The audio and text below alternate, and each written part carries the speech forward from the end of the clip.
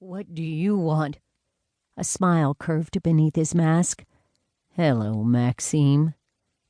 Come on down. Don't hurt her." The husky baritone held fear and something else. Resignation? "Well, now that depends on you, doesn't it? I'm coming." The man hurried down the winding staircase, stopping at the bottom. "Please, let her go. I'll do whatever you want. Do you need money? I have 10 grand in this safe." "Money?" He almost snorted. Money was the last thing he needed. He kept the weapon on the woman's head. "Turn slowly," he told her without taking his eyes from her husband, "and reach into my left-hand pocket. Pull out the object." She didn't move, and he narrowed his gaze on the man at the bottom of the steps. "You might want to convince her to do as I ask. Darling, do as he says, and it will be all right." The woman whimpered and turned, her eyes downcast. She reached for his right pocket. "My left," he snapped. She jerked her hand away and then slid it into the left pocket of his blazer. "Good. Pull out the photo." With shaking fingers, she did so. He nodded to the husband. "Come, get it." The man's brows dipped farther over the bridge of his nose, but he did as ordered without having to be told twice. When he held the picture between his thumb and forefinger, he looked at it and swayed. "I see. I'm sure you're starting to." "Max, make him let me go," the woman mewed, and the intruder tightened his grip. "Who are you?" Maxime whispered. "I think you know that answer." What little color the man had in his face drained away as his suspicions were confirmed. "You're Nikolai, aren't you?" "I am." "How did you find me?" "It's a long story, and not one I have time to tell.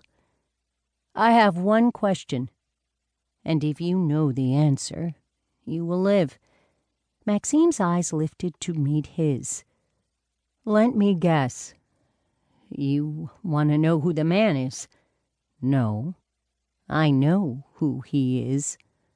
I want to know who the child is." The woman had gone completely still, with only an occasional tremor shuddering through her.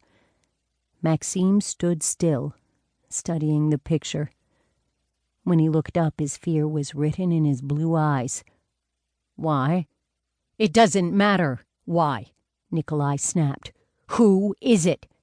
He dug the suppressor harder into the woman's head. She shrieked, the sound grating against his eardrums.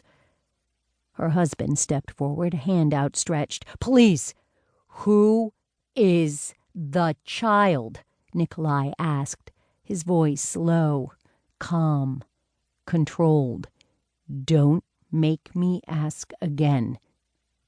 "His daughter." "A daughter." A thrill like nothing he'd ever experienced lit up everything inside him. His enemy had a daughter. "Well, well," he murmured. His original plan immediately shifted. He had a lot of thinking to do, but he'd stick with the beginning of it. It was the end that would change. In the end, the daughter would be the last to die. "What's her name?" "I don't know. And that's the truth." He held up a hand. "I don't know. He never mentioned her, ever. The only reason I know he has a daughter is because I overheard him say something to his boss about protecting her." The desperation in Maxime's eyes said that he was telling the truth. That was okay. He'd find out who she was. Nikolai fired the first shot and the woman slumped, dead before she hit the floor. The husband screamed, "You promised!" "Exactly. I made a promise. And now I'm keeping it." He aimed the weapon at Maxime. "How did you find me?" The wobble in his voice.